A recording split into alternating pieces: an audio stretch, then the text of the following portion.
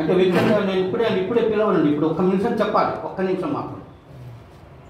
నల్గొండ జిల్లా ఎరుపు జెండాల కిల్లా రామన్నపేట సమీపంలోని సీతారామపురంలో ప్రాథమిక విద్యాభ్యాసం. తల్లి ఒడి చదువుల బడి, తండ్రి వరవడి కళానికి పెట్టుబడి.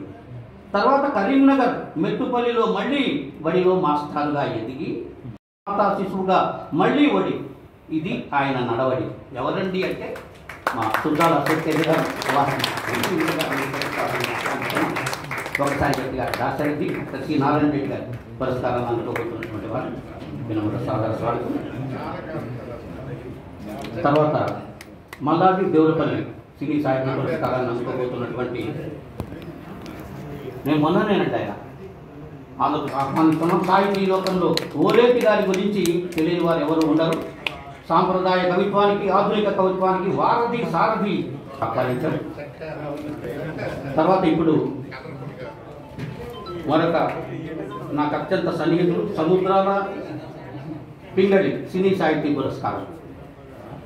మామూలుగా అనుకుంటామండి మనం, అసలు గన్ని విశ్లేషకుడు ఎన్నో గ్రంథాలు కూడా రాశారు. అందుకని ఆయన ఎవరైనా ఉన్నారంటే మా బివి రామారావు గారు అని చెప్పాలి.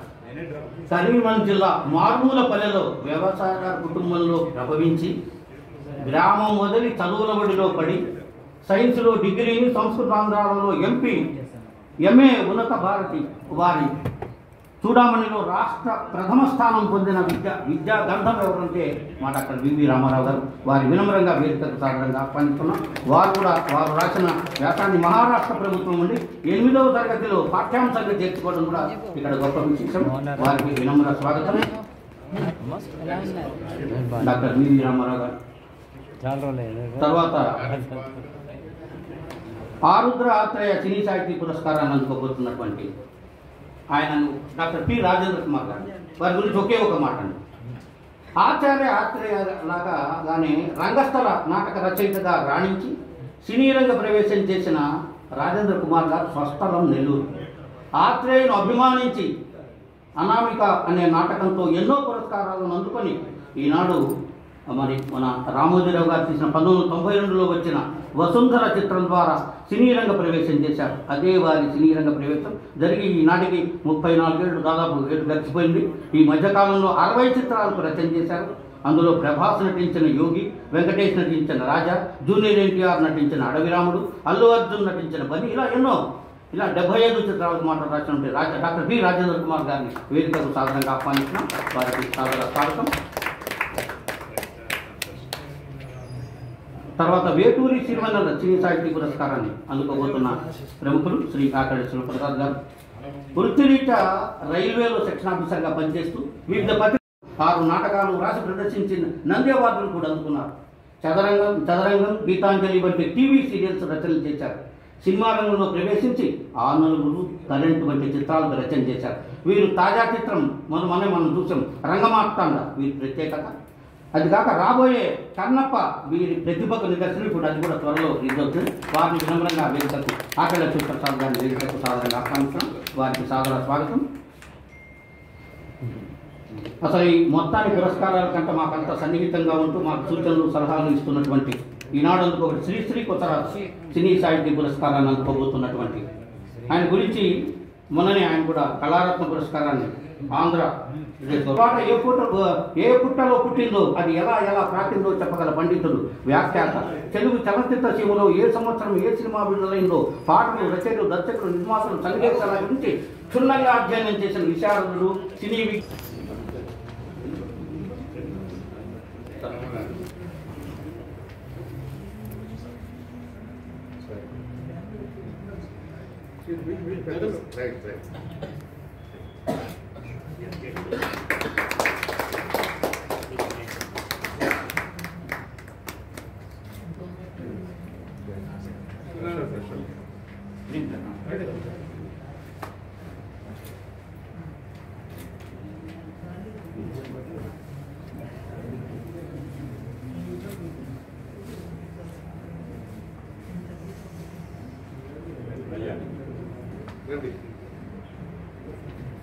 ఇద్దరు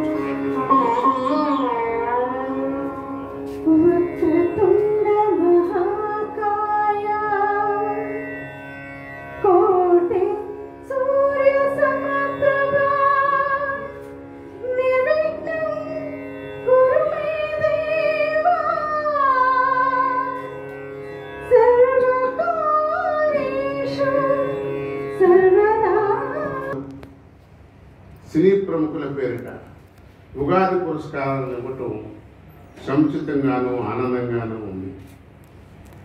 తెలుగు భాష సినీ సాహితీ ప్రభావంపై సదస్సు నిర్వహించడం సంతోషదాయకం.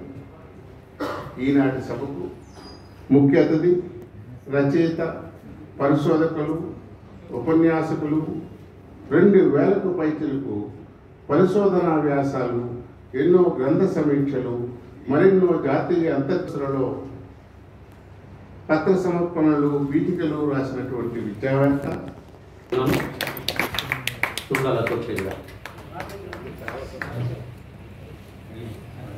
మిగతా అతిథులు మిగతా వాళ్ళు ఆవాదిస్తున్నారు. డాక్టర్ నిత్యానందరావు గారు,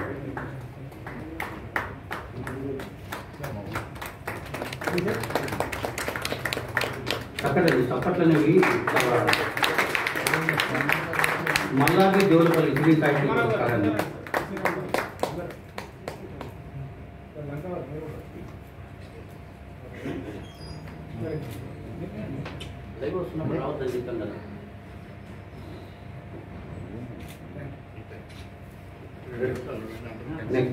మల్లాది దేవులపల్లి సినీ సాహిత్య పురస్కారం డాక్టర్ ఓలేటి పార్వతీశం గారు, వారిని ప్రత్యేకాసనం మీద అర్హులు కావాల్సిందిగా కోరుతున్నాం. ప్రముఖ సాహిత్యవేత్త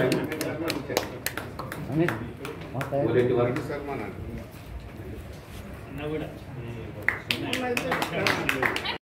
7,000కు పైగా సాంస్కృతిక సభల్లో పాల్గొన్నటువంటి, సాంస్కృతిక సాహిత్య సభల్లో పాల్గొన్నటువంటి మా ఓలేటి గారిని నిజంగా అభినందించి తీరాలి.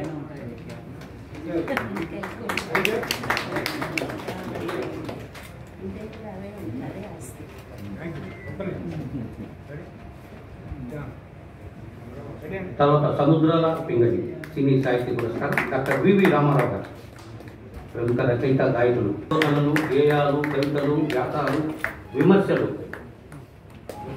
అవన్నీ జాలువారుతూ జాతీయ స్థాయి మనల్ని అందుకున్నటువంటి వ్యక్తి డాక్టర్ వివి రామారావు గారు. వారిని ప్రత్యేకంగా ఈ సందర్భంగా అభినందిస్తున్నాం.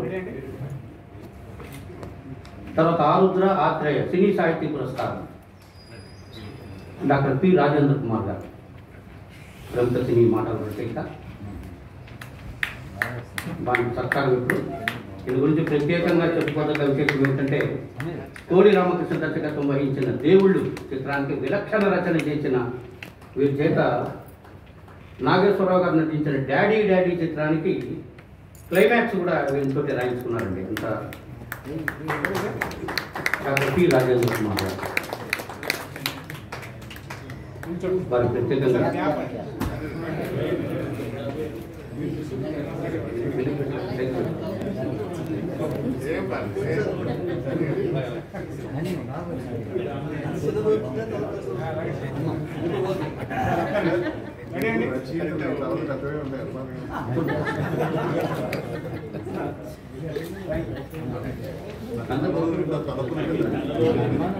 వేటూరి సిరివెన్నెల సినీ సాహిత్య పురస్కారం శ్రీ ఆపిల్ శివప్రసాద్ గారు, ప్రముఖ సినీ మాటల రచయిత. వారు కూడా సత్కరించవలసిందిగా కోరుతున్నాం. వారిని ముందుగానే అభినందించాలి, ఎందుకంటే కన్నప్ప త్వరలో రాబోతోంది.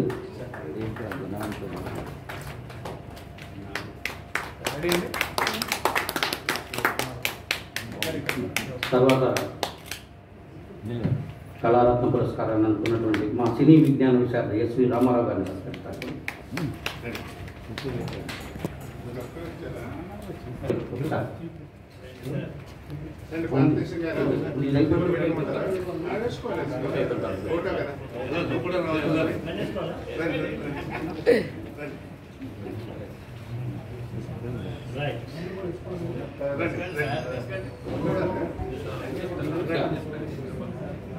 లెక్కవారు రండి ఒకసారి సైన్ చేస్తారు.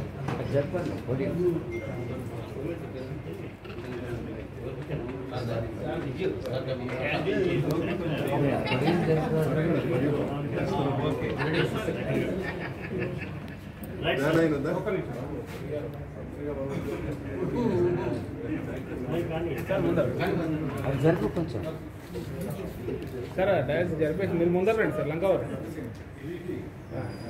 రెడీ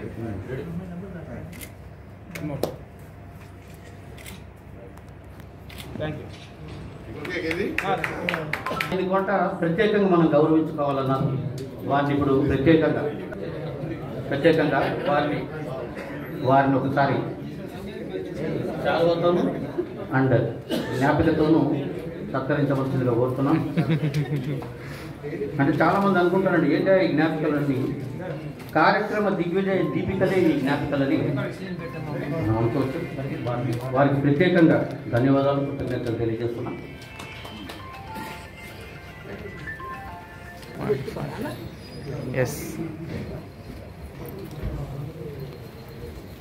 సభ సాంస్కృతిక బంధువులు సాయిపల్లి వారి క్యాప్ బ్యాగ్లో పెట్టచ్చు.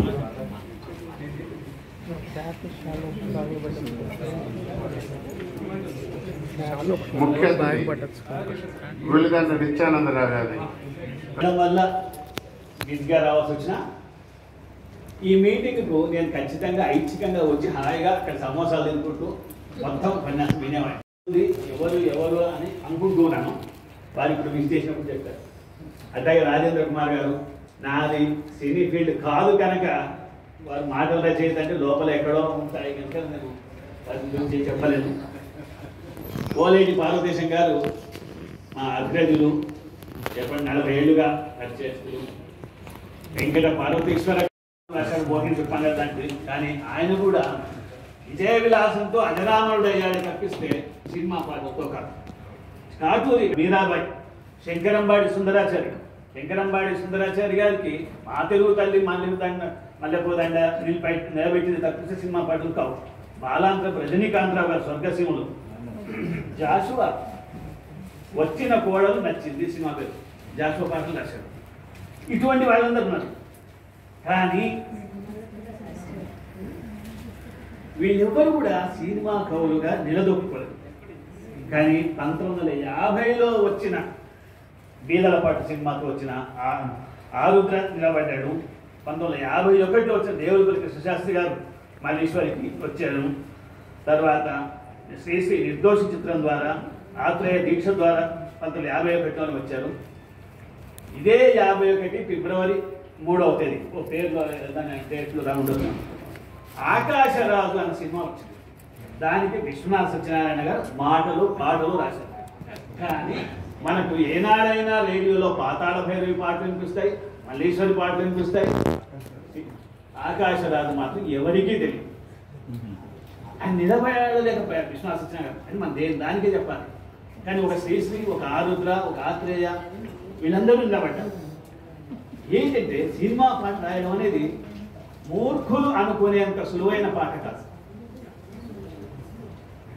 విన్న వెంబడే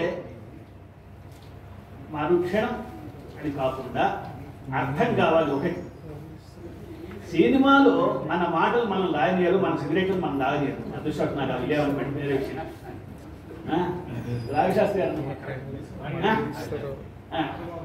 కానీ అక్కడ మన సుద్దాల అశోక్ తేజ లాంటి వాళ్ళు సినిమా లేకపోతే నిర్మాత రమ్మంటే ఫస్ట్ వీడు తెలంగాణ వాడ, ఆంధ్ర వాడ చూడాలి. ఆ తర్వాత అక్కడ సంగీత దర్శకుడు చూడాలి, నిర్మాత చూడాలి, దర్శకుడు చూడాలి, హీరోయిన్లు చూడాలి. అంటే ఇంతమందిని మెప్పించి పాట రాయమన్నారు. ఆ పల్లవి వెంటనే మార్చేయమన్నారు. మార్చేస్తే సత్యస్పందనగా పల్లవులు రావాలి, చోడులు రావాలి, వీళ్ళందరూ ఇలాంటివి అన్నింటిని నిలదొక్కుని నిలబడ్డ వాళ్ళు మాత్రమే సినిమాల్లో మహాకవులుగా చలామణి నిలబడ్డారు, స్థిర కీర్తిని సంపాదించుకున్నారు. అలాంటి మహానుభావుల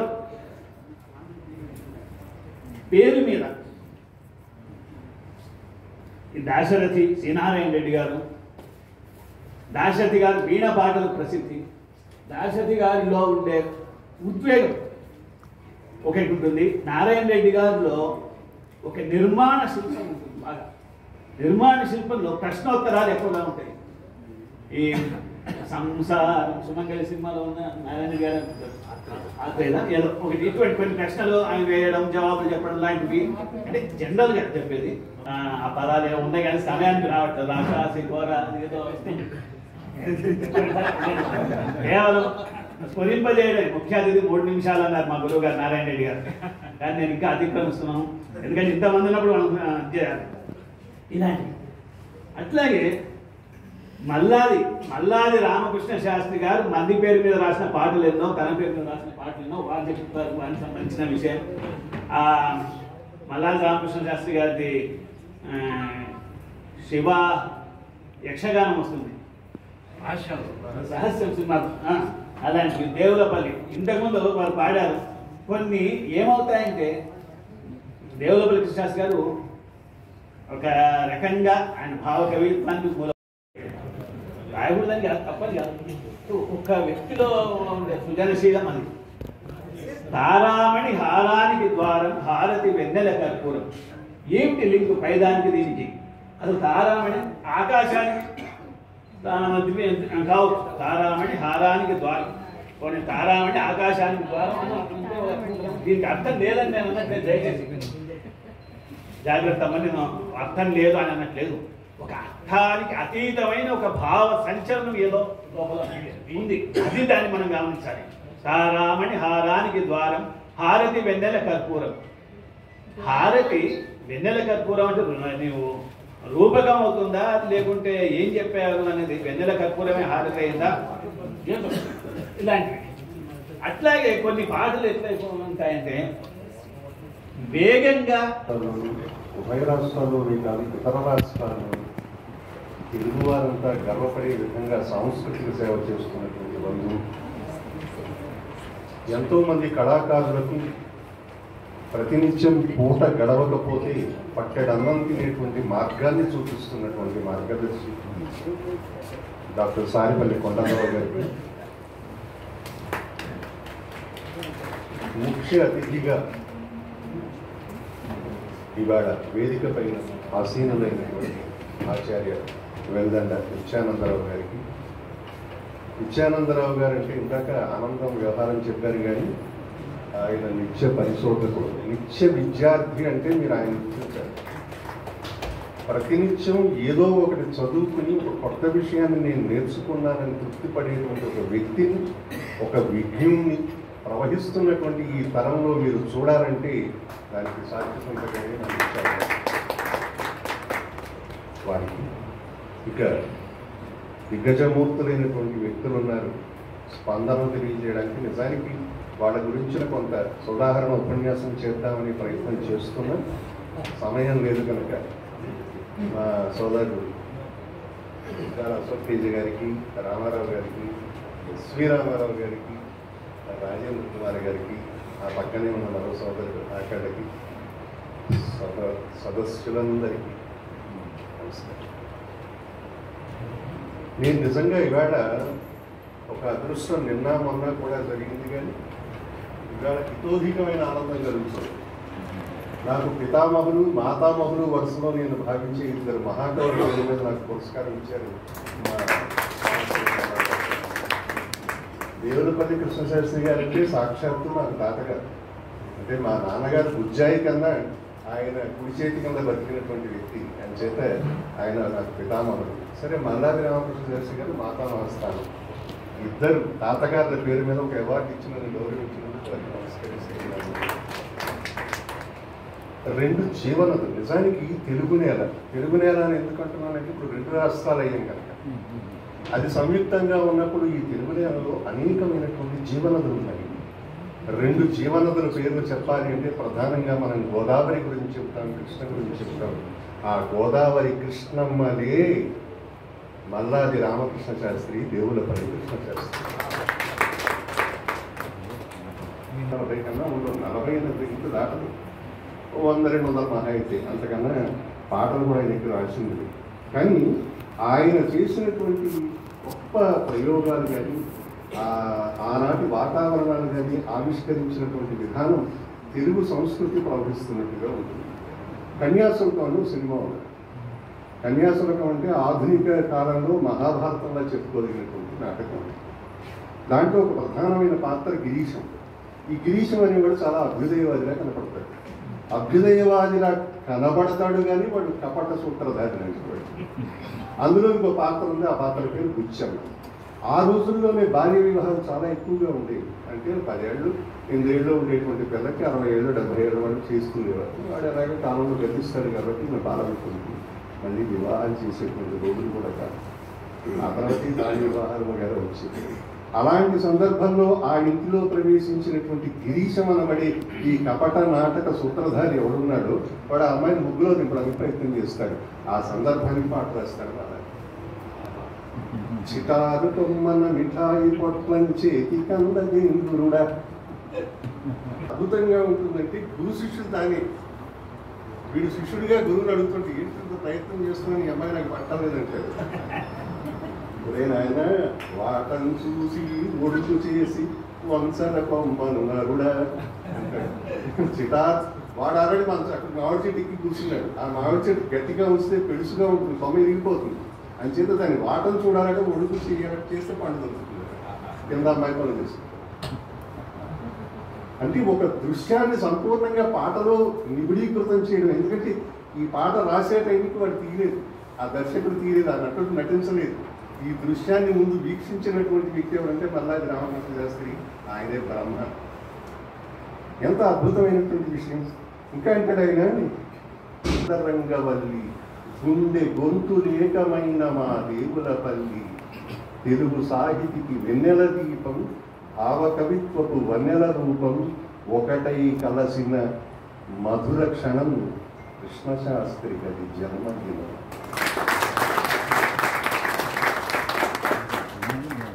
డాక్టర్ సుతాల సత్యజయ.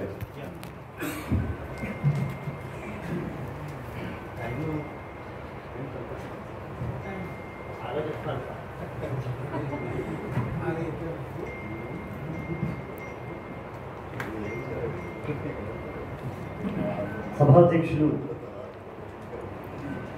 సారిపల్లి కొండలరావు గారు, అలా బంధు, ఎందరికో బంధువేమో కానీ మాకైతే ఇంటికి బంధువు ఇలవేలు లాంటి వాడు సారిపల్లి కొండలరావు గారు. వేదిక మీద కూర్చున్న సహచర ఆత్మీయులు, ఈనాటి పురస్కారాలు అందుతున్నటువంటి పెద్దలు, అందరికీ నమస్కారం. ఒక గొప్ప ఆలోచనతో ఈ కార్యక్రమాన్ని మీరు పెట్టినారు సార్. మాకు చాలా విందుగా ఉంది. శ్రీనారాయణ రెడ్డి గారిది, దాశరథి గారి అవార్డు కాదు, వాళ్ళిద్దరిని మా ఇంటికి పంపిస్తున్నట్టుగా ఉంది నాకు. ముఖ్య అతిథిగా ఇచ్చినటువంటి ఉపకులపతి గారు సార్, మీరు రావడం, మీ చేతుల ద్వారా ఇవన్నీ తీసుకోవడం చాలా గొప్ప విషయం సార్. ఎందుకంటే ఒక విశ్వవిద్యాలయం నుంచి, అది కూడా తెలుగు విశ్వవిద్యాలయం నుంచి ఎన్నిక భలే చేస్తారు రామారావు గారు కానీ కొండలరావు గారు. ఎదురుగా ఉన్నటువంటి పెద్దలందరికీ కొంచెం స్పీడ్గా చెప్పాల్సి వస్తుంది. వెనక నుంచి గడియారం నడు అంటుంది. సభా ప్రారంభానికి ముందు పాటలు పాడిన లోకల్ సుశీలామూర్తి, మా సురేఖామూర్తి, సంధ్యావర్షిని, బాలకోటేశ్వరరావు, బాలకామేశ్వరరావు, సారీ సార్, పేరు తప్పు చెప్తే ఆ పేరు ఆయనకు బాగా కోపం వస్తుంది. నిజంగా కూడా అది కరెక్ట్ కాదు. బాలకామేశ్వరరావు. నాకు ఈ కార్డులో కానీ నాకు పంపించిన దాంట్లో తెలుగు భాష, సినీ సాహితీ ప్రభావం, ఇది ఈనాటి కార్యక్రమంలో ముఖ్యమైన విషయం. అంతే కదా సార్?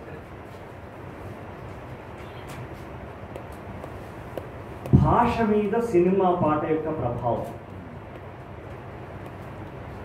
భాష మీద ప్రభావం అంటే కేవలం వాళ్ళు మాట్లాడుతున్న భాష మీదనే కాదు, ఆ భాషించే వాళ్ళు ఎవరో, తెలుగు వాళ్ళైతే తెలుగు వాళ్ళు, హిందీ వాళ్ళైతే హిందీ వాళ్ళు, తమిళైతే తమిళ్, ఏ భాష మాట్లాడుతున్నారో ఆ భాషించే వాళ్ళ మీద కూడా ప్రభావం కలిగే వ్యక్తులు.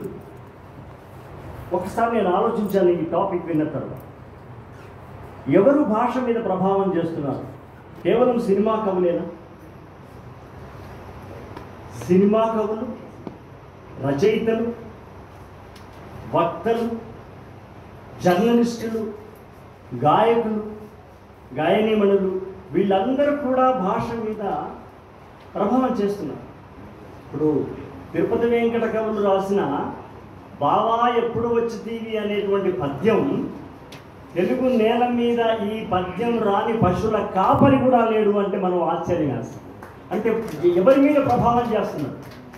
తెలుగు భాష మాట్లాడే అక్షరాలు రాని వాళ్ళపైన, బాగా అక్షరాస్యులైన వాళ్ళపైన, అతివత్తి పండితులపైన, పామరులపైన కూడా ఒక పద్యం ఎలా ప్రభావం చేసింది అంటే, బావా ఎప్పుడు వచ్చి తీనని చెరువులో బర్రెల మీద కూర్చొని వాటిని కడుగుతూ ఆనందపడుతున్న ఒక 14-15 బాలప్రాయుడు కూడా బావా ఎప్పుడు వచ్చి తీవని పద్యం పాడుతున్నాడు. అది తిరుపతి వెంకట కవులు గారు వేసినటువంటి ప్రభావం.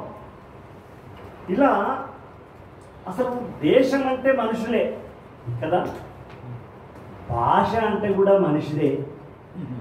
భాష అంటే పిట్టదో ఇంకెందో కాదు. భాష మీద ప్రభావం అంటే ఆ భాష మాట్లాడే మనిషి మీదనే ప్రభావం చేస్తాం.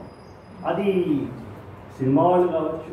ఇప్పుడు ఒక గొప్ప జర్నలిస్ట్ ఒక టైటిల్ పెడతాడు, ఆ టైటిల్ పెట్టే దాంట్లో శ్రీశ్రీ గారి ప్రభావం కూడా కనిపిస్తుంది. ఏ దేశ చరిత్ర చూసినా ఏమున్నది అన్నట్టు, ఏ మంత్రి చరిత్ర చూసినా ఏమున్నది గర్వకారణం అంటాడు ఒక జర్నలిస్ట్. అంటే ఒక జర్నలిస్ట్ మీద కూడా ఒక కవి ప్రభావం, అలాగే ఒక జర్నలిస్టు ప్రభావం పాఠకుల మీద ఉంటుంది.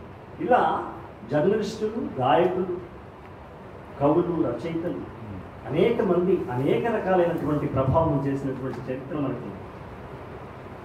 శరత్చంద్ర చట్టోపాధ్యాయ అంటాడు, తన దుఃఖానుభవాన్ని సుస్పష్టంగా ప్రకటించగలిగిన భాష ఇంతవరకు ఈ భూమి మీద ఆవిష్కృతం కాలేదు అంటారు. మన దుఃఖాన్ని ఎన్ని మాటల్లో చెప్తే మాత్రం పూర్తవుతుంది, సంపూర్ణ స్వరూపం అవుతుంది.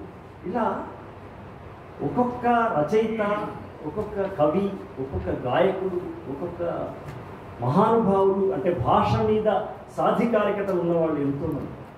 మానవ జాతి మనగడకే ప్రాణం మోసింది మగువ అని ఎప్పుడో దశాబ్దాల కింద నారాయణ రెడ్డి గారు రాస్తే, ఇవాళ ప్రతి అంతర్జాతీయ మాతృ దినోత్సవాల సందర్భంగా ఆ మాటను మనం మాట్లాడుకుంటున్నాం. అది మన మీద చేసిన ప్రభావం. ఇప్పుడు ఇక్కడ ఉన్న నేను మిత్రులను చెప్తా, రాజేంద్ర కుమార్ గారు చాలా మాకన్నా సీనియర్ కాబట్టి ఆయన ప్రభావం మా మీద పెట్టింది. కానీ ఆకళ్ళ శివప్రసాద్ కన్నప్పలో ఒక డైలాగ్ రాశాడు. ఆయన రంగమార్తాండ రాశాడు అద్భుతంగా, కానీ ఎక్కువ మంది చూడలేదు. ఆయన రైట్ సార్. కన్నప్ప రేపు ఎక్కువ మంది చూస్తారు. కన్నప్పలో ఒక అద్భుతమైన డైలాగ్ ఎంత సులభంగా రాశాడు కొండరావు గారు, శివప్రసాద్. ఆ లింగం ముందు నిలబడి కన్నప్ప అంటుంటాడనమాట, నువ్వు కనిపించనంత చిన్నోడివా, చూడలేనంత పెద్దోడివా అని అంటాడు. How beautiful, how beautiful. Just one dialogue, చిన్న మాట, కనిపించనంత చిన్నోడివా, చూడలేనంత పెద్దోడివా అయ్యా శివయ్య. చిన్నోడైన శివప్రసాద్ గారికి ప్రభావం. రేపు ఆయన ఆ రచన రేపు మామూలు అతి కవిత్వానికి, సాహిత్యానికి, సంగీతానికి, సారస్వతానికి, అనేక కళలకు దూరంగా, బహుదూరంగా ఉన్నటువంటి వాళ్ళ మీద కూడా ఇలాంటి మాట ఎంత ప్రభావం చేస్తుంది. ప్రభావం భాష మీద అంటే మనిషి మీదనే. భాషలు ప్రత్యేకంగా ఉందా? అదేం లేదు. ఏ మనుషులు లేకుండా భాష ఉందా? మట్టి లేకుండా దేశం ఉంటుంది, కానీ దేశం ఉంటే మట్టి కాదంటారు. కానీ భాష అంటే కూడా మనిషి మీద దొరుకుతున్నటువంటి ప్రభావం. అలాగే ఎన్టీ రామారావు గారు, సమాజమే నా దేవాలయం, ప్రజలే నా దేవుళ్ళు. ఇంకా దీన్ని మించినటువంటి వాక్యం రాబోయే 1000 సంవత్సరాలలో కూడా ఏ రాజకీయ నాయకుడైనా ఇది ఉపయోగించుకోవాల్సింది. ఒక నాయకులు అంటే నేను నాయకులు అంటే మీరు అన్ని నాయకుల గురించి చెప్తున్నాను మీరు అనుకోవద్దు, అట్లాంటి భ్రమపడదు. నేను చెప్పి గొప్ప నాయకుల గురించి చెప్తున్నాను. గొప్ప నాయకులు ఎవరు అంటే ప్రజలలోంచి పుట్టినవాడు నాయకుడు, ప్రజలను నడిపించేవాడు నాయకుడు. అలాంటి వాళ్ళు మోడీ గారు ఉన్నారు, వికసిత భారత్ అన్నారు. అది ఏమైనా కానివ్వండి, వికసిత భారత్ ఇవన్నీ ఒక అద్భుతమైనటువంటి ప్రభావం కలిగించేటువంటి మాటలు. కవులే కాదు, రచయితలే కాదు, గాయని గారు బహుదూరపు బాటసారి బాలకామేశ్వరరావు గారు ఉంటే నన్ను పట్టుకుంటారు. ఆయన ఉన్నంటే మీరే రక్షించాలి, ఆయన బాగా పాడతారు. కనుక బహుదూరపు బాటసారి ఇటురావు ఒక్కసారి అది ఘంటసాల గారు తాను రాసినటువంటి పాట. అర్ధరాత్రి పయన మేలనోయి పెను తుఫాను వీయనున్నదోయి నా కుటీరమిదేనోయి విశ్రమించరావోయి వేకువని పోదువో. ఘంటసాల గారు ఇది నా మీద.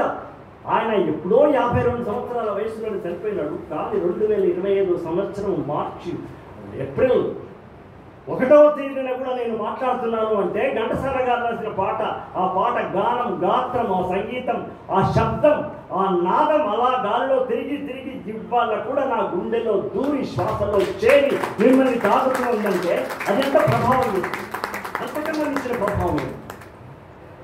ఇక నారాయణ రెడ్డి గారు, దాశరథి గారు గురించి వస్తే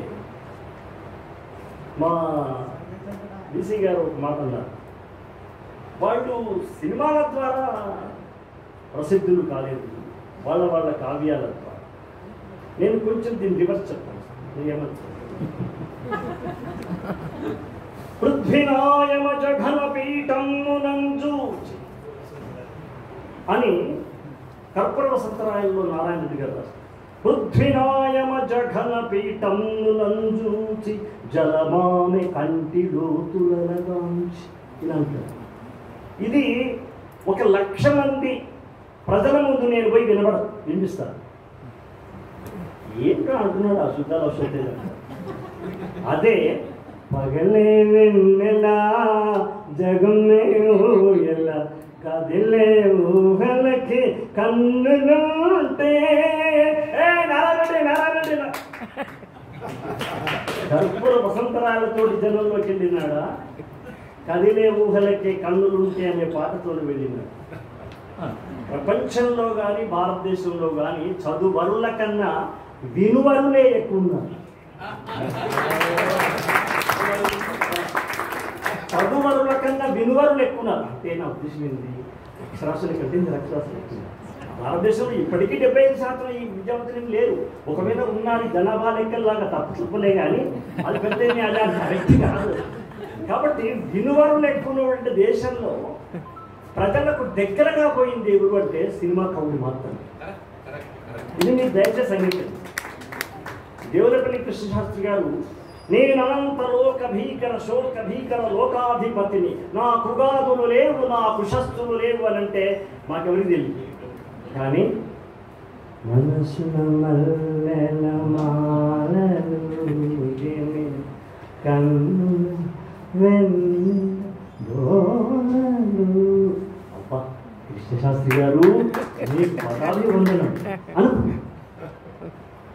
ఒక గంటాపరంగా నేను ఈరోజు నారాయణ రెడ్డి గారు, దాశరథి కవుల యొక్క పురస్కారాన్ని సారిపల్లి కొండపరావు గారు, సుప్రభత్ గారు ఇస్తున్న, ముఖ్యంగా ఓలేటి భారతదేశం గారు లాంటి నిత్య సరస్వతి ప్రయాణం చేస్తున్నటువంటి వాళ్ళతో పాటుగా రాజేష్ కుమార్ కావచ్చు, లేదా రామారావు గారు, మా బీబీ రామారావు గారితో పాటు తీసుకున్న దాంట్లో నేను చెప్పేది ఏంటంటే, ప్రజలలోకి కవిత్వాన్ని తీసుకెళ్ళింది సినిమా కవులు మాత్రమే.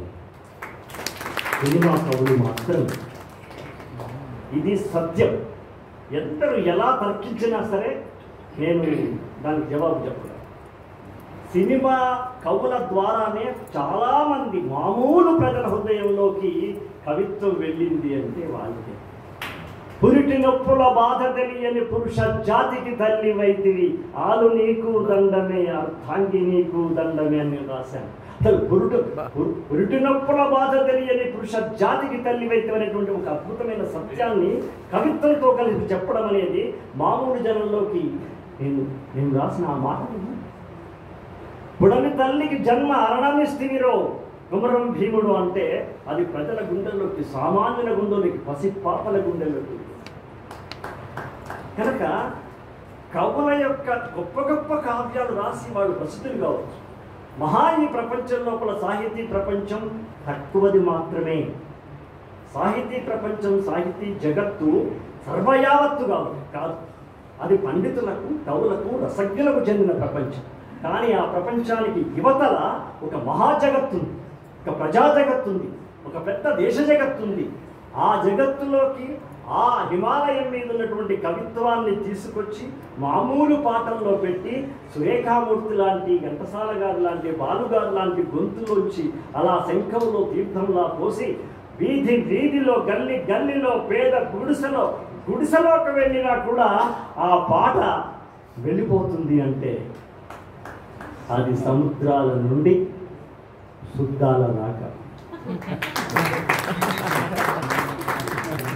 చందాల కేశవ దాసు నుండి మొదటి పాట రాసిన చందాల కేశవ దాసు, వారి నుండి చంద్రబోసు దాకా, ఆరుద్ర ఆత్రేయ నుండి అనంత శ్రీరామ్ దాకా నేను చేస్తున్న పని మహాకవిత్వాన్ని దాన్ని తేలిక చేసి, ఇంకా తేలిక చేసి ప్రజల గుండెల్లోకి ఒక గంజిలాగా అమృతాన్ని, గాఢమైన అమృతాన్ని గంజిలాగా మార్చి పేదవాళ్ళ దొంగల్లోకి పంపుతున్న కవులు ఎవరైనా ఉంటే సినిమా కవులు మాత్రమే. నారాయణ రెడ్డి గారు ఎన్ని విషయాలు చెప్పినారు, ఎన్ని కవిత్వం, దాశరథి గారు ఎన్ని చెప్పినారు. సరే, నన్ను వదలి నీవు పోలేవులే అది నిజములే అంటే దాశరథి గారు అంటాం. చింతల తోపులో కురియు చింకుల కుంతడి ముద్దయైన బాలింత యొడించయించు సిరెక్కల మొగ్గను ఓని బిడ్డకు బొంతలు లేవు కప్పుటకు ఏ బొంది హిమంబై పోవునేమో సాగించును రుద్రవీణపై నించుక రచ్చని అగ్ని గీతముల్. అద్భుతమైన పద్యం. కానీ ఈ పద్యం పాడితే ఈ దాశరథి మాకు తెలియదు. మాకు ఏది రాసేది మాకు తెలిసింది, ఏదిలో విరిసిన పారిజాతము అన్నప్పుడు అబ్బా దాశరథి గారు.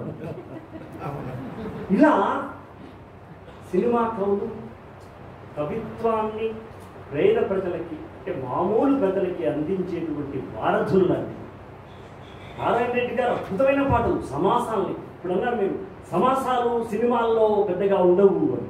సమాసాలను కూడా సంస్కృత సమాస భూయిష్టమైనటువంటి పాటలు రాసి కావ్య స్థాయికి తీసుకొచ్చిన వాడు నారాయణ రెడ్డి గారు. హిమగిరీంద్ర శిఖరాగ్ర తాండవ ప్రమద గణము కనిపించగా అని అంటే మేము ఆశ్చర్యం, అర్థం కాకుండా సరే అంటే పౌరాణిక సినిమా చెల్లెలుగా పౌరాణిక సినిమాల లోపల మాన్య ధృత రాష్ట్ర నయన తేజస్ఫల అంటే ఓకే, అది దుర్యోధనుడు రాక పౌరాణికం ఓకే. కానీ మామూలు చెల్లెలు కాపురం లోపల ఆయన సంస్కృత పదాలు, అలాగే మామూలు పదాలతో ఒక తత్వాన్ని చెప్తాడు ఆయన. నీలి ముందులు దూది పింజలైపోవునులే నవ్వుతున్న కంటి వెలుగులే దివ్యల పోలికారులే వన్నెలకు ఆ చిగురు పెదవులే. ఒక సురేఖమూర్తి గారు ఉన్నారు, మాకు ఇంగ్లీష్ నేను అట్లా అంత పైన ఎక్కుకోవద్దు బాబు, కొంచెం కిందికి ఎక్కువ, తర్వాత ఎడిపోతావు నువ్వు గంగపాలు అవుతావా అని అక్కడ అంటదాన్ని. నేలమ్మ నేలమ్మ నేలమ్మ నీకు వేల వేల వన్నా, నీళ్ళలో రెక్కల్లో డొక్కల్లో నువ్వు సక్కంగా మోసేవు మొక్కల్లో పర్వం వచ్చి చేను వంగే పైరు కాపు మేలు పొంగే పంట బిడ్డలు రైతు బండి కెట్టినాక పగిలిపోతుందమ్మ నీ కన్న కడుపింక నేలమ్మ నేలమ్మ నేలమ్మ నేలమ్మ. సినిమా రంగంలోకి రాకన్నా ముందు నేను రాసిన ప్రైవేట్ పాటల్ని పాడినటువంటి మహానుభావురాలు గాయని సురేఖామూర్తి గారు. ఆ ఆకుపచ్చ చందమామ నువ్వెలే నువ్వెలే అని పాడిన తల్లి సురేఖ. థ్యాంక్ యూ, ధన్యవాదాలు. వచ్చినటువంటి మాట్లాడు అంటే సుధా చౌదరి గారు పెద్ద ప్రపంచం సృష్టించారు. నాకు కృత్యాది అవస్థ ఏర్పడింది. నేను ఎలా మాట్లాడి మీ హృదయాలను చూడగలనేటువంటి థింకింగ్లో ఉన్నాను తప్పించి నేను ఏదో మాట్లాడతాను కాదు. అంత పెద్ద వైబ్రేషన్స్ ఎప్పుడైనా సభలో ఇలాంటి పెద్దల ప్రసంగాలు పెడితే తర్వాత వాళ్ళందరికీ కష్టం అయిపోతుంది.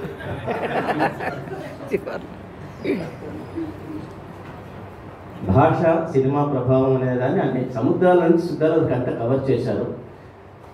అయితే సముద్రాల అంటే సముద్రంలో సాహిత్యం నేనే ఆయన పైన పరిశోధన చేసి 900 పేజీల పుస్తకం రాయాల్సి వచ్చేసింది. పింగళి గారు ఆయన మీద 600 పేజీల పుస్తకం రాయాల్సి వచ్చింది. ఈ 1500 పేజీల పుస్తకంలోని సారాంశాన్ని 15 నిమిషాలు చెప్పడం చాలా కష్టం.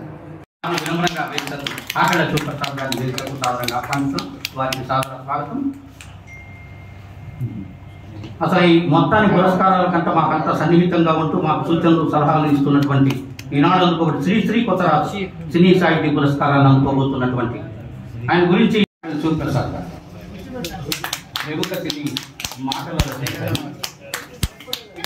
వారు కూడా సత్కరించవలసిందిగా కోరుతున్నాం. వారిని ముందుగానే అభినందించాలి, ఎందుకంటే కన్నప్ప వారిలో రాబోతోంది.